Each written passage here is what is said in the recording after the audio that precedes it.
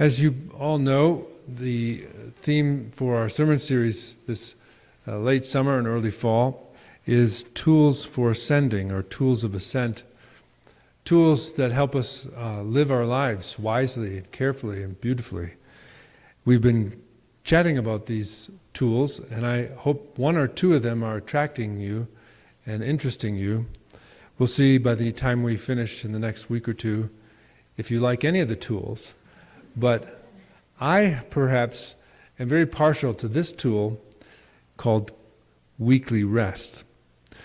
We began our series talking about the importance of guarding our heart, the practice of guarding our heart, what it is that we let into our emotions and what emotions we express. This beautiful image of the heart as the center of our being, and guarding it from images, from thoughts, from conversations, from situations, from events that might take us into a negative place, being mindful of what we're letting into our emotional field and what we're letting out of our emotional field. Guarding our hearts. It's so important today in our age. And I was reflecting upon the horror of the assassination this week. Part of the horror was that so many people saw what actually happened. It's something that never would have happened without cell phones. And so all of us need to learn how to guard our heart in a world where everything is available to see, things we should never see, things human beings should never show one another. People see on screens all the time. And we need to guard our hearts from these sorts of images and languaging and violence. And it's a real tricky thing today, especially for our children. How do we guard our children's hearts? And then we talked about the importance of cultivating stillness in our lives. And I talked about how these two things go together in the ancient tradition. The Eastern Orthodox tradition, the early monks called this hesychia, which was that inner stillness, bowing the head to the heart and sitting in stillness. Guarding the heart led to inner stillness, and inner stillness, cultivating stillness, helped guard one's heart. The opposite of stillness is busyness, and our culture is addicted to busyness. We think it's okay to be busy, and we think it's really a bad thing to be at rest, to take a break, to be on vacation. Many people don't know how to take rest or cultivate stillness in their life without feeling terribly awkward or guilty. Then we talked about the importance of prayerful breathing, that beautiful gift of the Jesus prayer, breathing in and breathing out, just turning your breath into praise, into prayer. Then we talked about the importance of prayerful reading the scriptures slowly. Take a sentence, take a paragraph and read it slowly.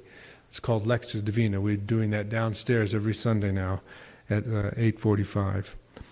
Prayerful, quiet, slow reading, not reading for information or even if it's true or false or anything, just letting the words read you. Instead of reading the Bible, let the Bible in a verse read you. And that's a beautiful gift to give to yourself. Slow, simple reading in the silence. Then last week we talked about the importance of a weekly review. And one of the best ways of doing that I'm aware of is journaling. We talked about the importance of journaling. Even if you take a walk, like on a Sunday afternoon, which is something I've done for many, many years, in the first part of the walk I reflect upon the days that have just passed, what I lived through in the week that just passed. And on the second part, on the return part of the walk, I think about the week ahead. So the first 9 is reflecting on what happened, the back 9 is thinking what's about to happen in the week ahead. Weekly review, weekly planning, weekly living. Life is lived many ways weekly. I learned that from Stephen Covey. Plan weekly. You can't do everything in a day, and sometimes if you try and have that to-do list, it's so annoying. You're like, man, I barely got anything done today. But if you look at it from the perspective of a week, you can get a lot done in a week. And it eases the burden from having to do everything this day on your to-do list.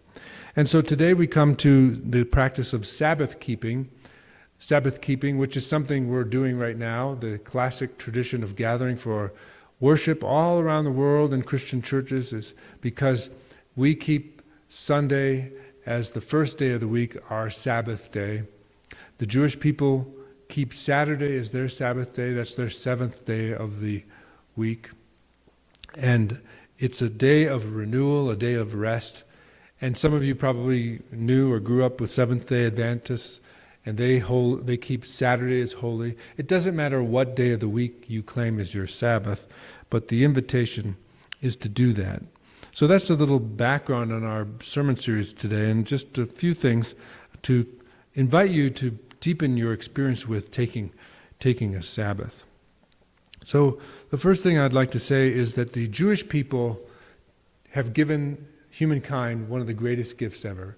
And one of the greatest gifts the Jewish people have given us is the practice of Sabbath keeping.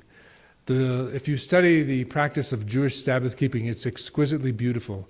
The ritual involved in it, the beauty, the symbolism, the smells, the aroma, the actions, the food, the gathering, the prayers, the songs, the gestures, the lighting of candles. Do you know that the person who starts the ritual of the Sabbath isn't the father of the household? It's the mother. The mother begins the Sabbath by lighting the candles and invites the family to participate in the keeping of the Sabbath. They do this on Friday evening. It's the most beautiful thing. The woman of the house, the mother of the house, calls her family together. And it's sacred that God has given to the woman the leadership role of calling the Sabbath to order in the household. It's so, so beautiful and so meaningful. She lights the candles and says the prayer. And it's also very widely known that the Jewish Sabbath day was held holy for them. It was a day for living life to the full together as a family, the sensuousness of life. And many children are conceived in Jewish communities on the Sabbath day. It is supposed to be that way. They love it. And it is a gift. It's a sensual day. But they learned how to keep Sabbath because they lost their sacred space. They lost their sacred temple. In the year AD 70, it was destroyed finally by the Romans. It's not the first time the temple was destroyed. But that was the last time the temple ever existed on the Temple Mount in Jerusalem. It's never been built again. The holy sites that are there right now are Muslim sanctuaries. The Jewish temple was destroyed completely by the Romans. And they were dispersed all throughout the Roman Empire. And these Jewish people who had learned how to gather in the temple, learned how to gather in their synagogues, and had to learn how to gather in their homes, to turn their sacred space into sacred time in their homes, because they didn't have the luxury of beautiful sanctuaries or temples anymore. And that has continued, and thus the Jewish people have learned how to, more than any other spiritual lineage that I'm aware of, turn their homes into temples and turn their Sabbath into temple. Time is sacred for the Jewish people, and we can learn a lot from them about that. Well, one of the most important things to get about keeping Sabbath, and I know as a kid the last thing I wanted to do was to enjoy the Sabbath with my parents. And Sundays were set aside for doing certain things in my childhood. Perhaps you experienced this as well. We went to church. That was number one thing we did. Well, first we had to get dressed up. That was horrible. And to put on those clothes that didn't want to wear, Sunday clothes. Anyone know what I'm talking about? Yes. Now I wish we'd keep that tradition. It's so important. Jewish people dress up. They make sacred the day. They Sabbath. Is a day for celebration, dressing up, making it special and sacred.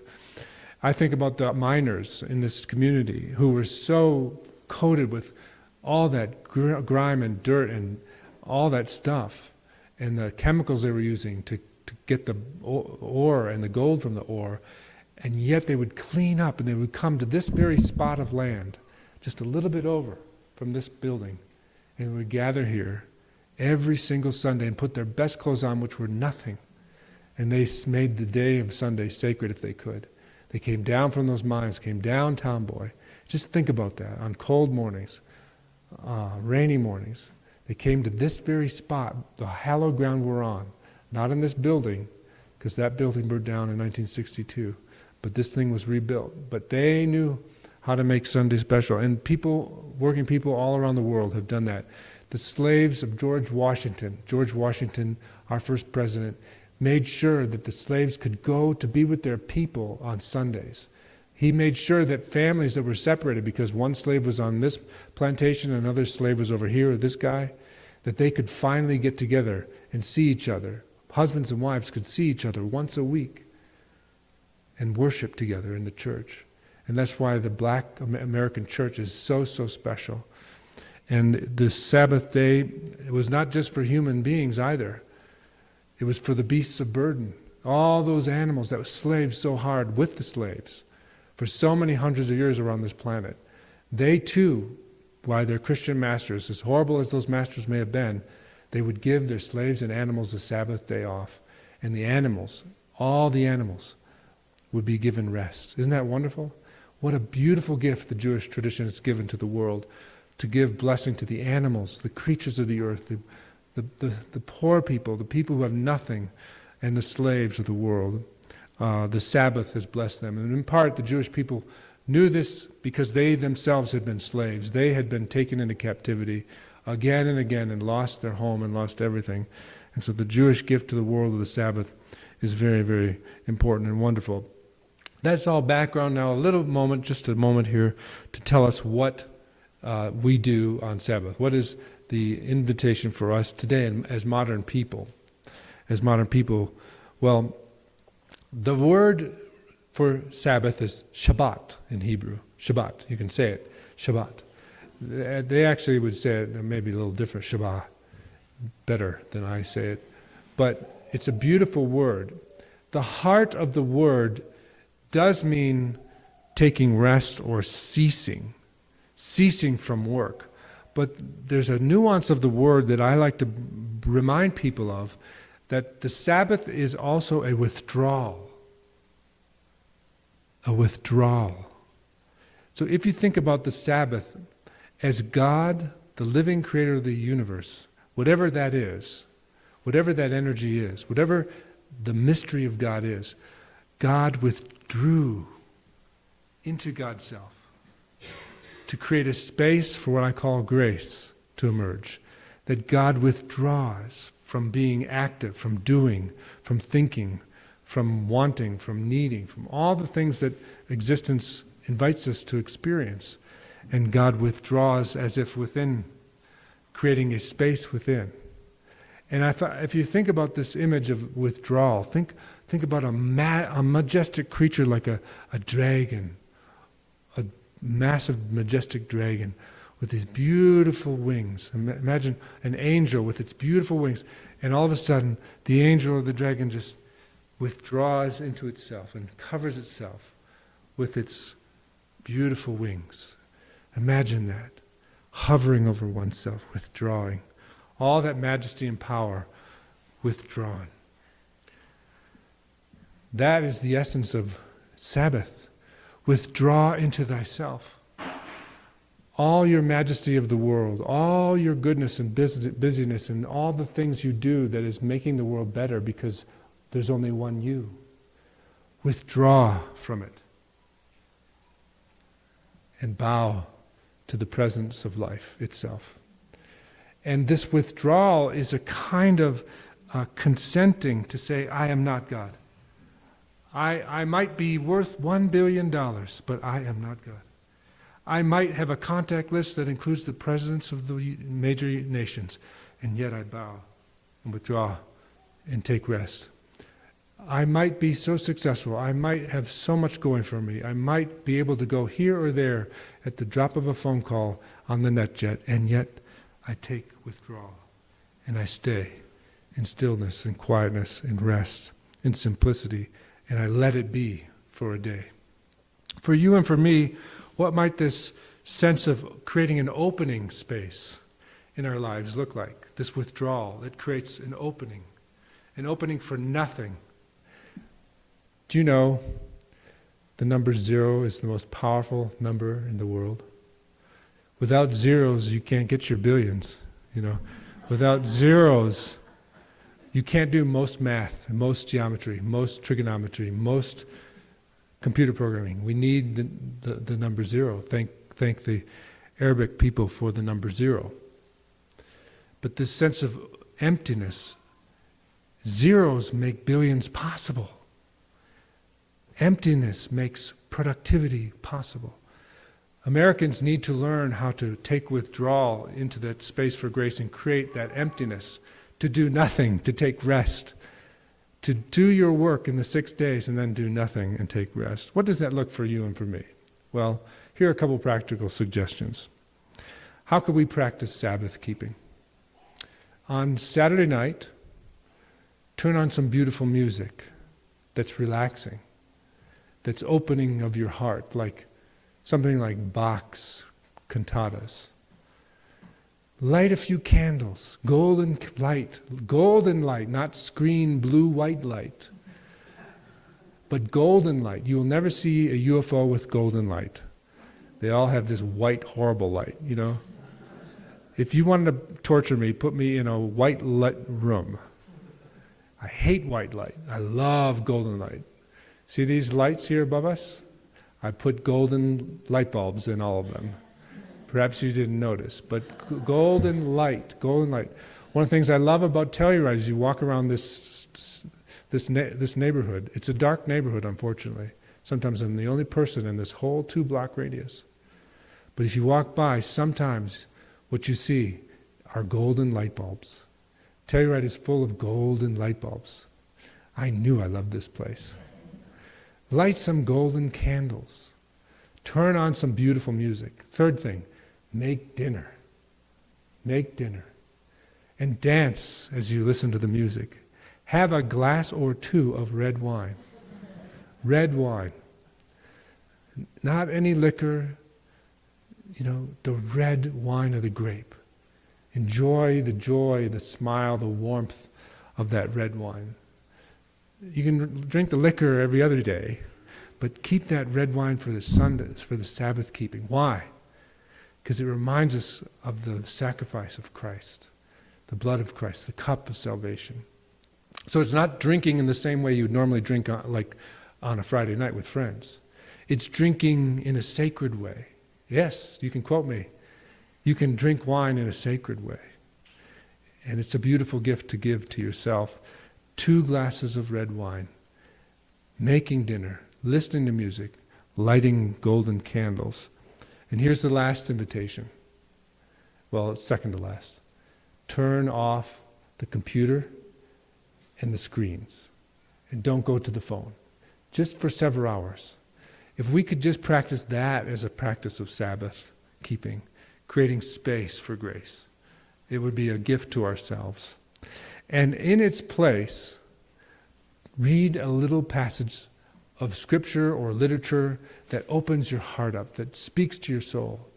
Read something from like Dostoevsky or someone who has written like Ernest Hemingway about the human condition, so honestly, so fiercely. Or just read a psalm. Just read something that isn't from today's newspaper or from our culture, in a cultural moment. Read something that really speaks to being human, the gift of being human. And I suspect I'm talking to people that are already living like this. This is what I call high-quality living, high-quality practices that we can cultivate in our lives to create sacred time. These are very simple things we can do. Take a bath, listen to music, read, lie in bed, take a nap on Sunday afternoon. Make love. Do some artwork. Garden. Put your hands in the earth. Walk barefoot on the grass. Whistle. Close your eyes and cry. Pray for your children. Look up to the stars with nothing else to do than just be amazed that they're there. These are some ways we can practice this weekly rest. It has very little to do with religion and everything to do with living a fulfilled life, a surrendered life, that you're not in charge, letting go, creating space, letting God. And if you don't like the word God, you can translate it letting love that exists to draw all life into itself. Where do you think life comes from? It comes from love desiring for there to be something else than itself. Love exists because the universe was created magnetically, that God didn't want to be alone within itself, but wanted to come out from that silence and say, let there be. And it is so sensuous and so good and so beautiful. These are things to think about in a culture like ours that has lost its bearing. Where are we headed? What is going on? Ground yourself in these ancient traditions that have helped human beings go through whatever has happened on this planet before. We've been here before, it's been worse. Ground yourself in these traditions and we'll keep moving forward into the better. You've heard what I've had to say. Take a moment in the silence and allow the Spirit to speak to your heart.